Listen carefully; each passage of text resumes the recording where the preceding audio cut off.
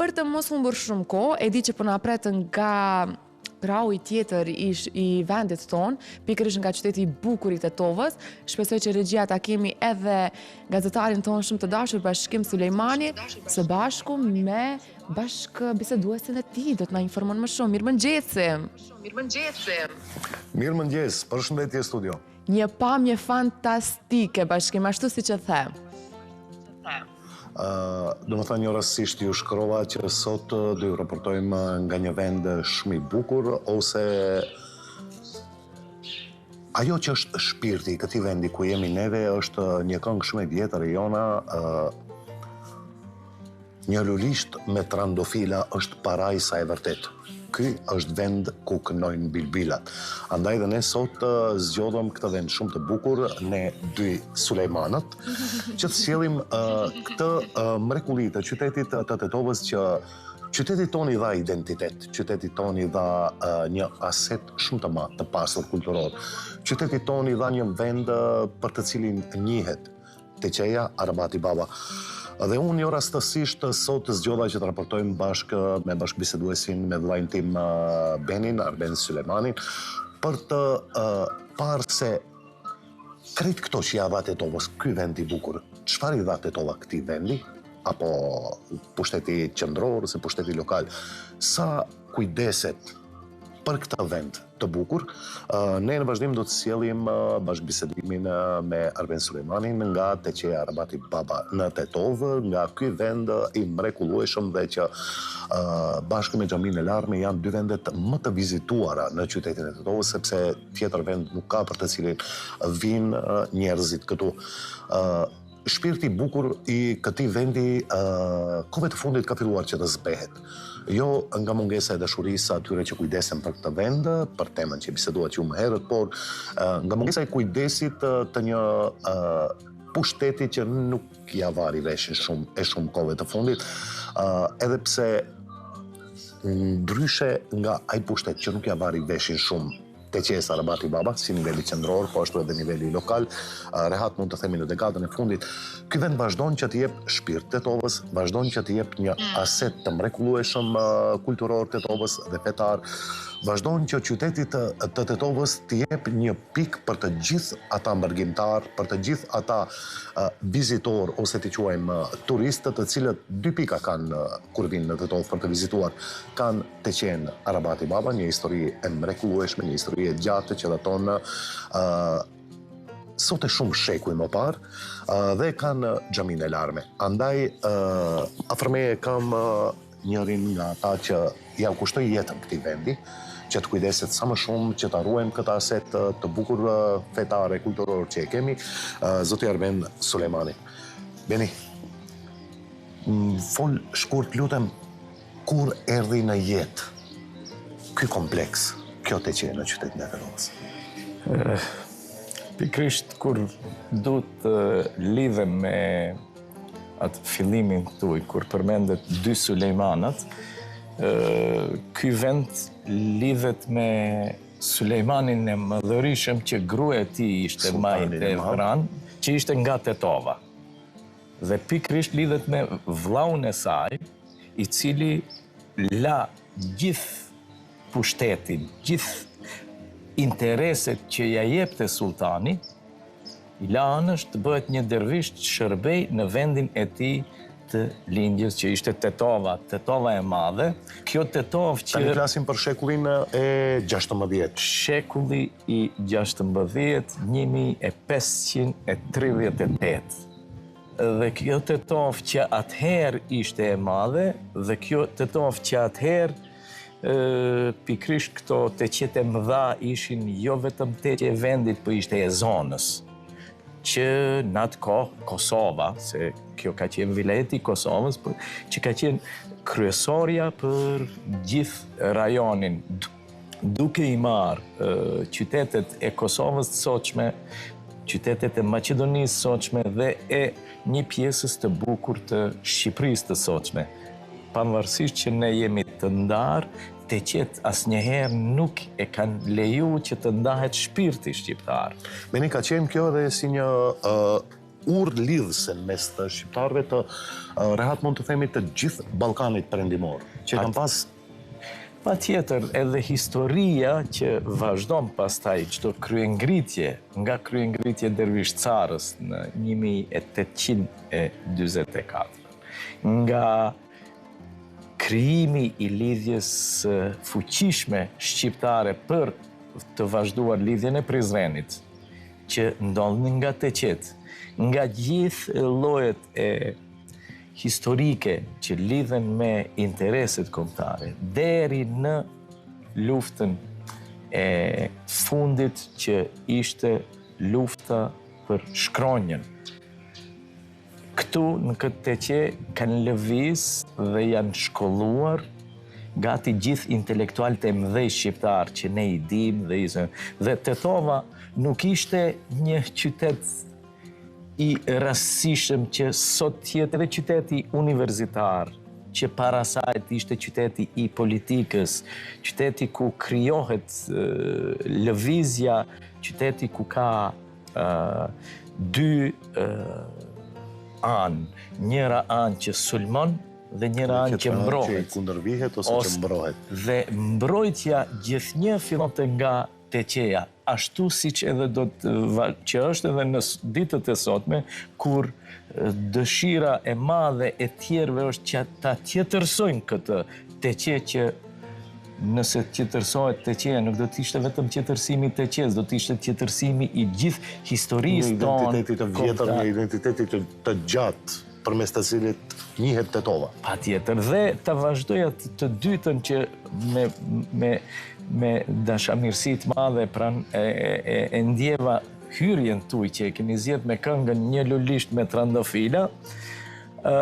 Një herit ka edhe një tjetër nefes bektashian, se nefesi bektashian është fryma bektashiane që i drejtohet Zotit dhe një herit i drejtohet edhe popullit, që thot 7 ditë ymër në këtë dynja, 6 idhnime, 1 sefa. Ne jemi duke i përjetuar 6 idhrimet, por një ditë do të ketë sefa, se ky popull dhe ky qytet i ka dhënë aq shumë kombit, flamurit, gjuhës të bukur dhe shpirtit të madh shqiptar, që bota mrekullohet kur përmendet vizitorët. Ne dje kishim vizitor nga Spanja, vizitor nga Zvicra, dhe u befasova me një vizit që bëri një mësuese nga Lucerni, dhe tha, duke qenë unë mësuese e disa shqiptarve dhe duke jetu në rajon aty ku kam edhe fqin shqiptar, doja me burrin tim të vizitoj këtë vend që të kuptoj më shumë gjëra rreth kombit tuaj, për shkak se identiteti i atyre fëmijëve fillon nga këtu. Dhe ne edhe në unë do ndërpres në sekond Benin për të dashur që të bëj një digresion, domethënë një përshëndetje shumë të madhe për Dervishin që e pat prapa nesh. Është një njeri që para pak çasteve tek sapo bisedonim me atë kafene ëmbël të Teqes, Beni i bëri një pyetje, tha Dervisha kishte menduar se gjithë jetën do e kaloje për të kujdes për këtë vend të bukur. Ore 2 jetë ti ketë njeriu kujdeset për këtë vend të bukur. Beni, desha ta bëj në fund këtë pyetje, po detyrimisht nga ajo që më deklaruat deri më tani më obligon që ti kapemi me një herë. I ka dhënë shumë Tetovës, që nga shekulli 16. Kjo Teqe, kjo bukuri, si fëmijë bashkë me familjarët kemi vizituar këtë Teqe. Më vjen keq ta them kështu, po kemi pa një Teqe shumë më të bukur, shumë më të mirë mbajtur, shumë më me shpirt brenda. Çka ndodh tani?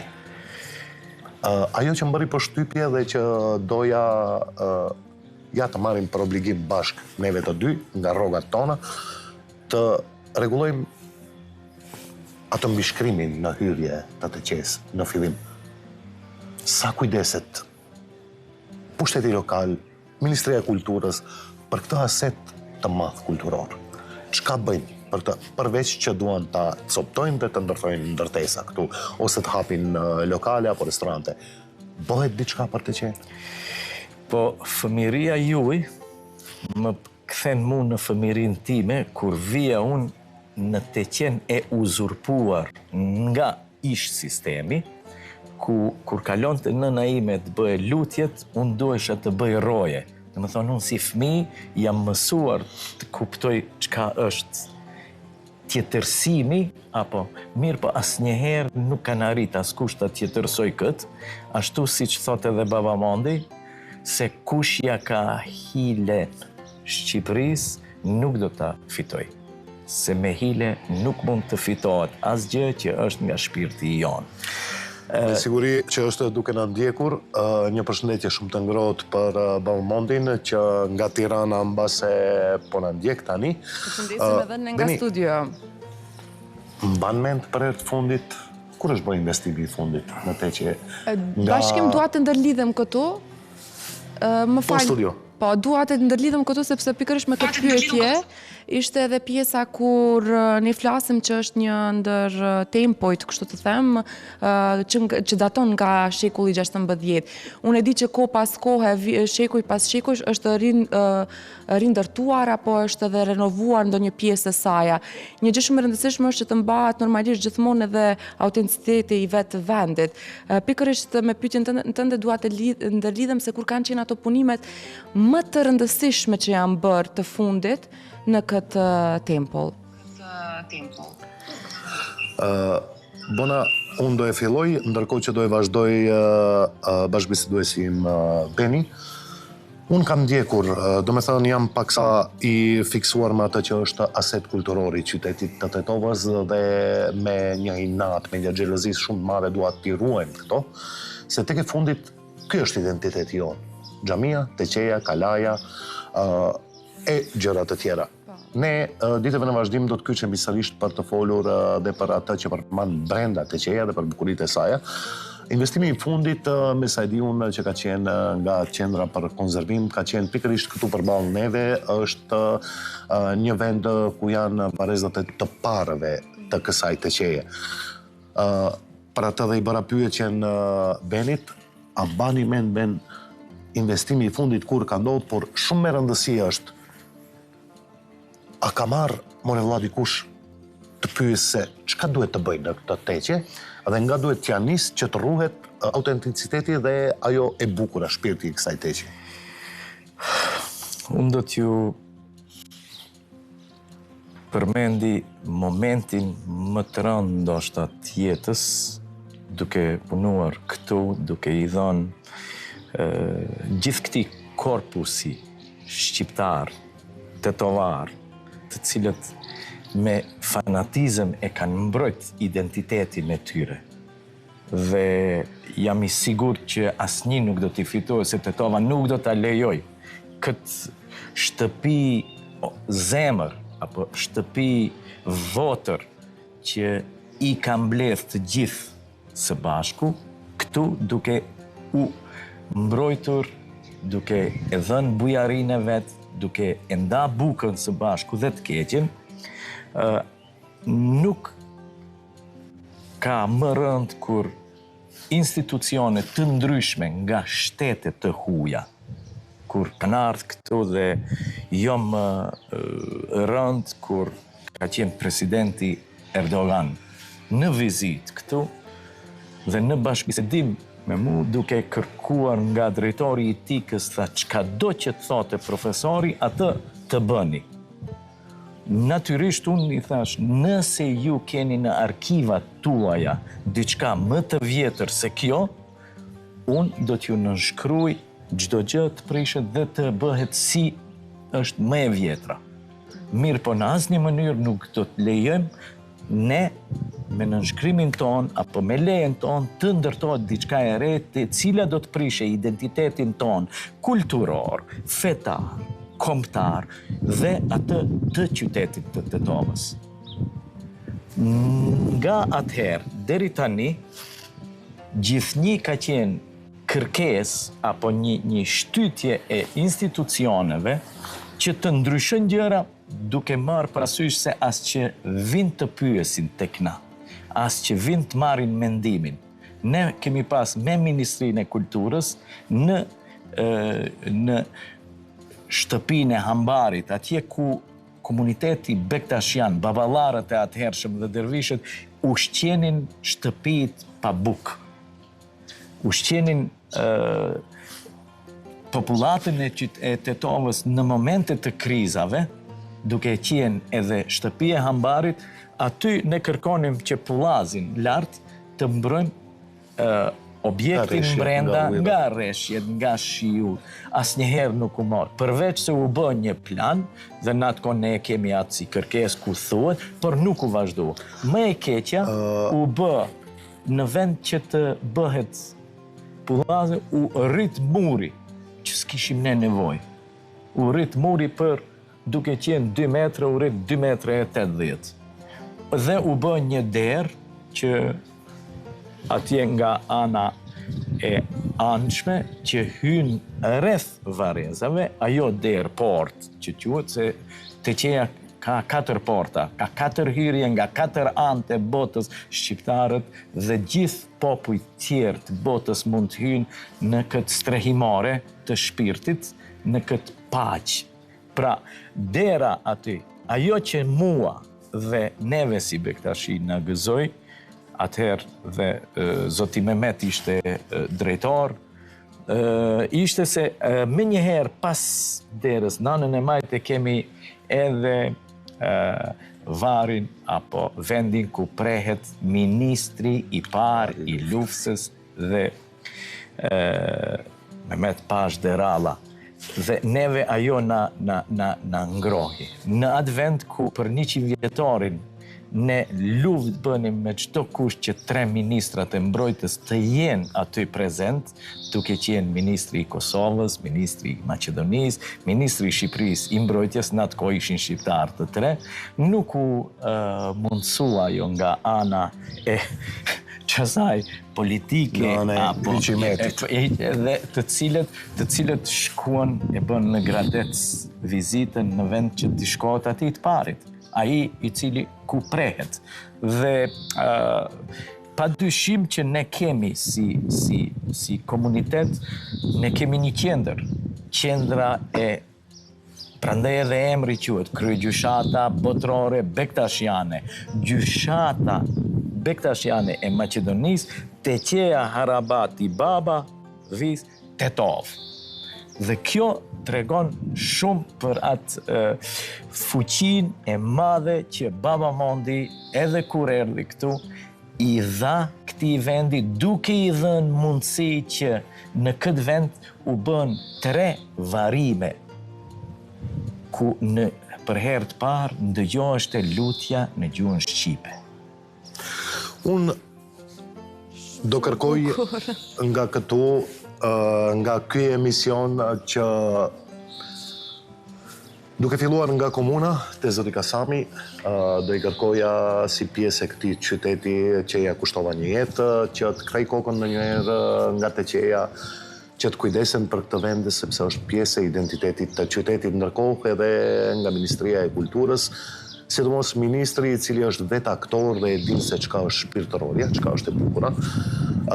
Do kërkoja shumë nga grupet e interesit që të rinë më larg nga Teqeja, sepse nuk bëhet më vëlla në Teqe dhe në xhami, restorante, kafene, ndërtime, nuk e di se çka, ose pa tek e fundit në shtëpi të huaj nuk vihen kufit që të izolohet, siç më preku ajo që pash gjatë hyrjes në Teqe, tek biblioteka e Teqes, biblioteka e vogël, është venduar një shirit i cili nuk shpjegon asgjë se çka bëhet, po shpresojmë që do zgjohemi dhe do të kujdesemi jo vetëm për Teqen, por dhe për atë kala që ja u kemi lënë kafshëve atje lart, do të kujdesemi edhe për xhaminë e lartë me pak më shumë, që t'i kthejmë në jetë, sepse tek e fundit kjo është pjesë e identitetit të qytetit të Tetovës dhe këto duhet t'i ruajmë me shumë xhelozi, e sidomos këtë vend të bukur këtu Teqen, i cili ka një histori shumë të gjatë, për të cilën do kujdesemi bashkë me drejtorojnë, me Valbonën, dash Zoti që të sjellim një nga një të gjitha pjesët, por një ditë Beni do kisha dashur që të lidhemi bashkë edhe një herë që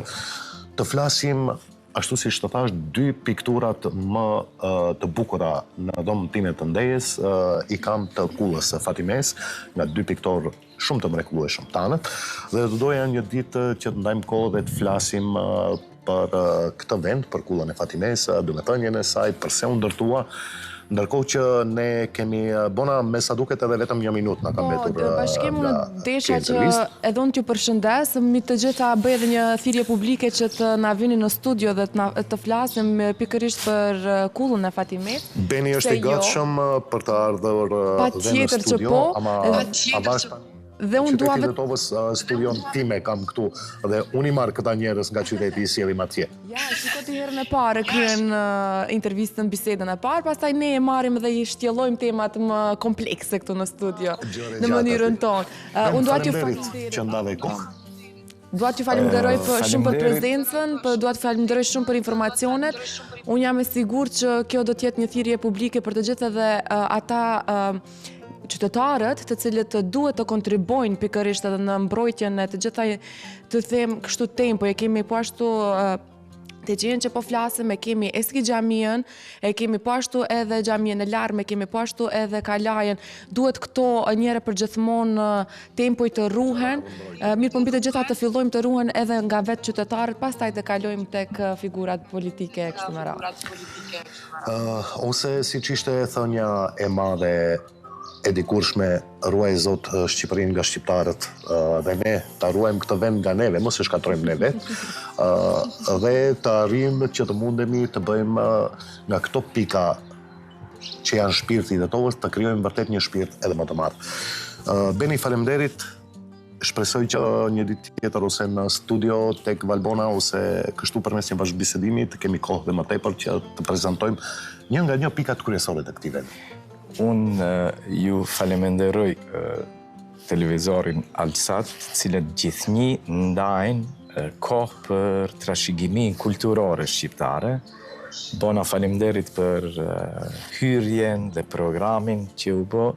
Unë në emër të këtij qytetit të madh dhe në emër të intelektualëve tetovar, ata që dhanë çmos për këtë Shqipe të bukur dhe ata që gjithnjë do ta mbrojnë identitetin ton tetovar dhe identitetin ton kombëtar, bashkarisht nuk do të lejojmë që të ndryshoj asgjë pa me dëshirën tonë. Pa dëshirën tonë u ndryshuan edhe sistemet, pa dëshirën tonë u coptuam, pa dëshirën tonë u ndam, mirë po, me dëshirën e Perëndis.